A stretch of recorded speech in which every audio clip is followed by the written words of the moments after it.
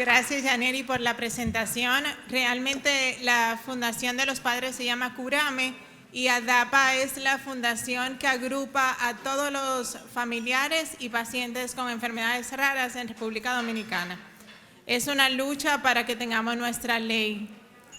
Entonces, en el día de hoy voy a comenzar presentando primero 2 pacientes y luego le voy a concluir de cómo llegamos al diagnóstico de estos pacientes. La primera paciente es Eliana, es una paciente que consultó en el hospital el 14 de enero del 2021 por el hecho de que no sostenía la cabeza y tenía disminuida la movilidad de miembros y mucha fatigabilidad al alimentarse. Es la primera y único embarazo de una mamá de 39 años, nacida a término, 37 semanas, 5 libras 3/4. El único antecedentes familiares que tienen, el papá tiene vitiligo y sí tiene 2 hermanos de parte del papá que son completamente sanos. El examen físico es una paciente que estaba en vigilia, que estaba conectada con el medio, un buen seguimiento visual, una sonrisa social, unos sonidos culturales. Hay que tomar en cuenta que en el momento de evaluación ella lo que tenía eran 3 mesecitos y medio. Tenía un tórax en campana con un tiraje intercostal, no había alcanzado ninguna pauta madurativa, tenía movimientos distales muy mínimos a nivel de los miembros superiores, un trofismo sí acorde, una hipotonía axial y apendicular, o sea, bien global y arreflexia. Después le voy a contar un poco más. El segundo paciente es una paciente Anilis, que consultó por primera vez cuando tenía 8 meses, yo la vi por primera vez ya al año de edad, había consultado porque tenía un retraso en el desarrollo motor y tenía 2 hermanas no diagnosticadas, pero clínicamente le habían confirmado que tenía una distrofia muscular. Es la tercera hija, la mamá había cursado con herpes en el 4º mes, habían tratado con aciclovir, nació por cesárea, por una hipertensión gestacional y cesárea anterior a las 37 semanas con un peso de 6 libras y media. Entre los antecedentes patológicos al momento de la consulta era que tenía infecciones respiratorias recurrentes de vía aérea superior aparentemente. En el desarrollo, esta paciente, acá sí hago mucho hincapié, había logrado el sostén cefálico a los 2 meses y se había sentado a los 8 meses. Al examen físico, cuando yo la vi ya el año de vida, estaba reactiva, conectada, no tenía ninguna dismorfia facial, había logrado el sostén cefálico, se destaba con apoyo de las manos y sin apoyo duraba aproximadamente 4 a 5 segundos de duración. Tenía un lenguaje acorde a la edad, tenía fasciculaciones linguales y tenía temblor distal de miembros superiores. Pares craneales conservados, en posición supina, los miembros superiores se lo movía solamente sobre el plano de la cama, elevaba la mano contra gravedad y a nivel de miembros inferiores movilizaba solamente en el mismo plano de la camilla. Tenía una hipotonía axial, una hipotonía pendicular y arreflexia. Esta nena fue progresando a los 17 meses en posición sentada, ya a ella le costaba levantar la cabeza. Tristemente falleció a los 3 años y sus 2 hermanas fueron diagnosticadas en el 2020. Ya Hernán habló un poco del abordaje de los pacientes con AME, que siempre tenemos que pensar en un lactante hipotónico en pediatría.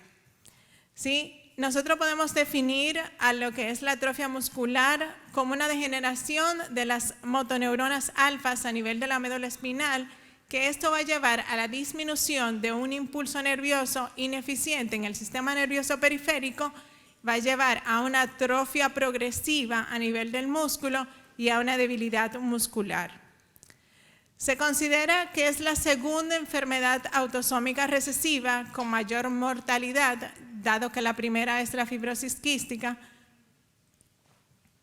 Epidemiológicamente tiene una incidencia que va a variar dependiendo de la bibliografía donde se lea. Es 1 en 6.000 hasta 1 en 10.000 nacidos vivos y portadores también va variando de la población donde se estudia, desde 1 en 40 hasta 1 en 60. O sea, hay muchos portadores de esta enfermedad.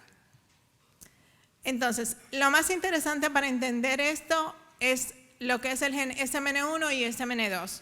Todos nosotros a nivel del brazo largo del cromosoma 5 tenemos el gen SMN1 y SMN2, que es el que va a producir el SMN1, el 100% de la proteína que se utiliza para lo que es la parte funcional de las neuronas motoras.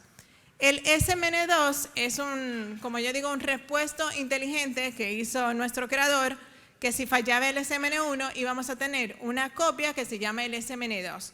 ¿Qué pasa con este SMN2? Este SMN2 solamente va a producir el 10% funcional de la proteína SMN. Entonces, los pacientes que tienen atrofia muscular no tienen el SMN1. Entonces, estos pacientes lo único que van a tener es el SMN2. Ahora, el SMN2, como ya dijimos, solamente produce aproximadamente el 10% de la proteína que sea funcional. Cuando se hace el reporte del estudio genético, vamos a tener dos reportes, uno con relación a la deleción del SMN1 y vamos a tener la cantidad de copias que tiene el SMN2. Mientras mayor copia de SMN2 tiene el paciente, clínicamente, fenotípicamente, el paciente tiene menos síntomas. Mientras menos copia de SMN2 tenemos, más severo es la presentación del paciente. Acá lo vamos viendo en la gráfica, SMN2, mientras mayor, menos síntomas, mientras menor, es mucho más sintomáticos. En sentido general, las manifestaciones se van a presentar dependiendo de la edad donde se presenta. Se puede presentar desde el momento intraútero, donde van a presentarse con artrogriposis por disminución de los movimientos intrauterinos, y el momento al nacer van a presentar distrés respiratorio. En sentido general pueden presentar hipotonía, debilidad muscular, retraso en el desarrollo motor, la reflexia, las fasciculaciones linguales, que la vamos a ver sobre todo en el tipo 1, y el temblor distal, que se va a ver en el tipo 2 y en el tipo 3. Pongo acá la pérdida de pauta motora porque tienen que entender que estos chicos pueden lograr una pauta, pero a pesar de que logren sentarse, como la paciente Anilis, también va perdiendo la capacidad de lograr sentarse. Entonces, esta pérdida de pauta motora no es enfermedades neurodegenerativas per se, pero sí van perdiendo la capacidad que tiene en la función motora. Cognitivamente, son chicos súper inteligentes. Acá vemos las fasciculaciones. Esa es una nena con AME tipo 2. Acá vemos lo que es la posición en rana, que Hernán también presentó una foto. Esta es una nenita que tiene tanto los miembros inferiores como los miembros superiores completamente hipotónicos. Acá vamos a ver lo que se llama el temblor distal.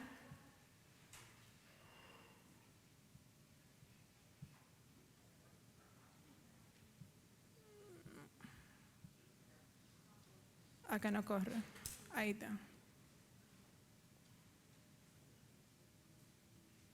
Y es un temblor en reposo.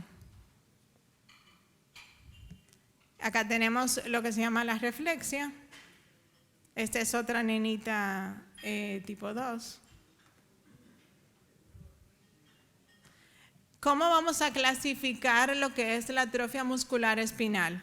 Nosotros la vamos a clasificar según dos cosas. Una, las manifestaciones clínicas que presenta el paciente, y dos, la cantidad de copias que tiene de SMN2.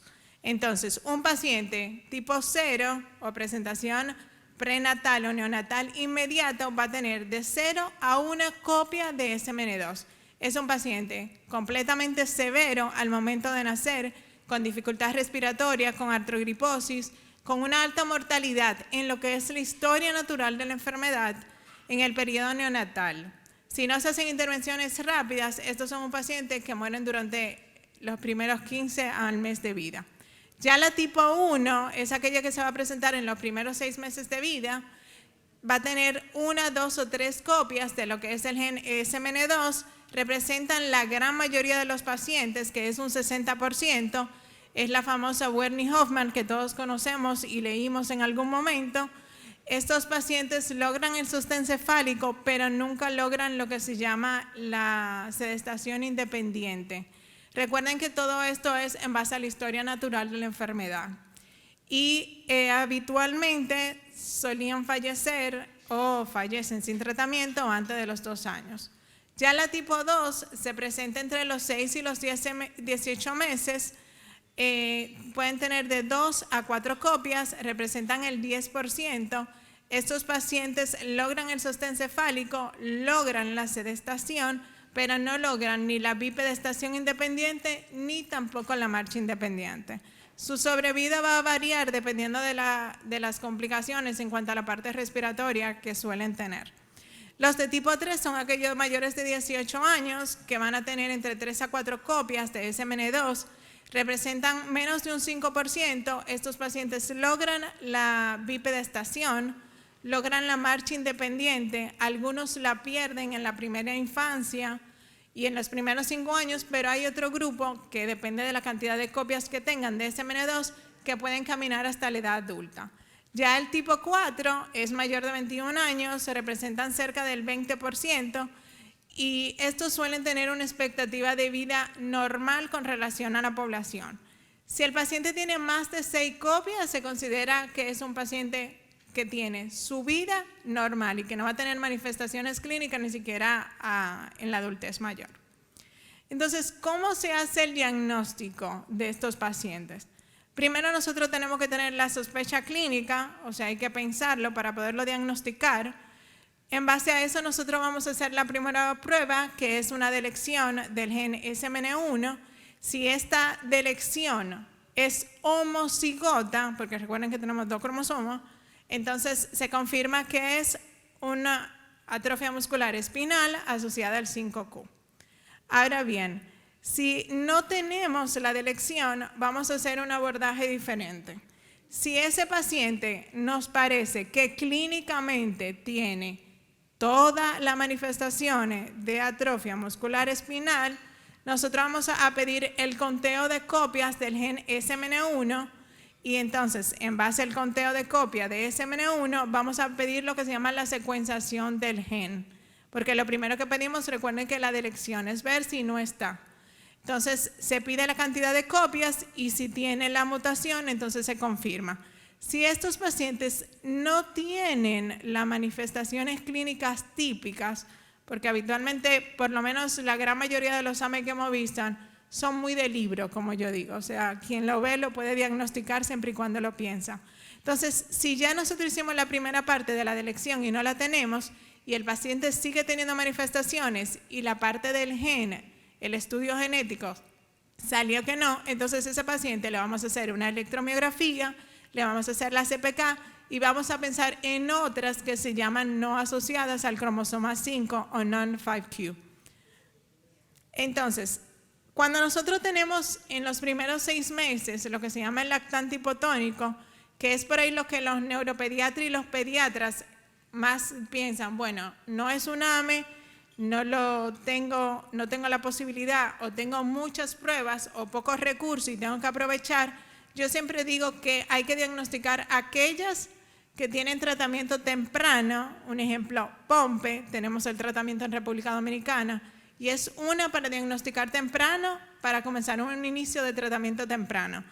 Luego vamos a tener, obviamente, el AME, en base a la electrofisiología, según la velocidad de conducción, nosotros podemos tener Charcot-Marie Tooth, que tienen un inicio de hipotonía temprana.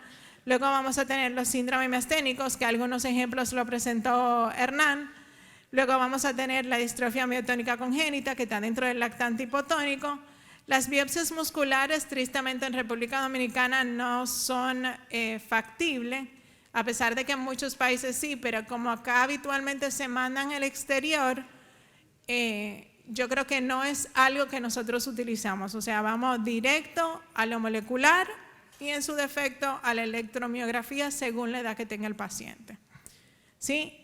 Otro diagnóstico en aquellos pacientes que además de la hipotonía tienen la hiperlaxitud es COL6, que increíblemente es frecuente en RD. Nuestra primera paciente, nosotros la vimos a mediados de enero. A ella se le tomó la muestra 5 días después de la primera consulta, con lo cual a los 15 días de la primera evaluación tenemos el diagnóstico de este paciente. Y esta nena tiene un AME tipo 1 porque tiene 0 copias y tiene 2 copias de SMN2.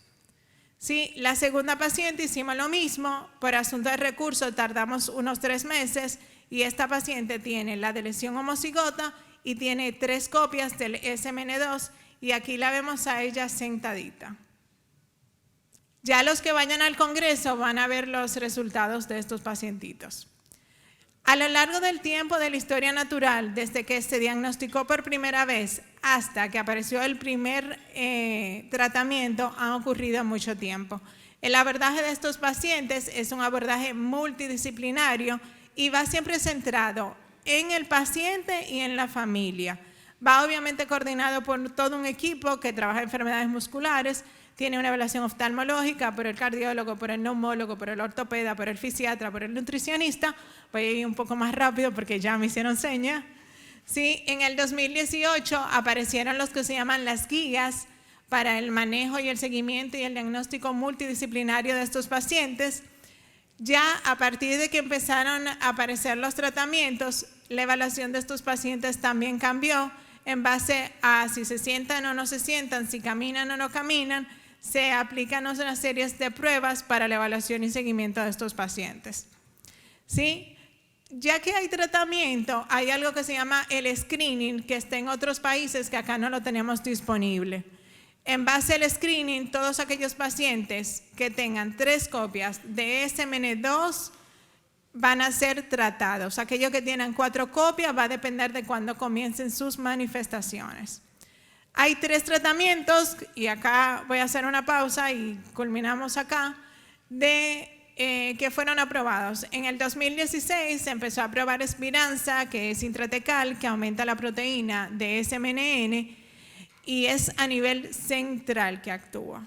Luego en el 2019 aparece Solgemsa, que es una terapia génica que reemplaza el gen SMN1 faltante o mutado.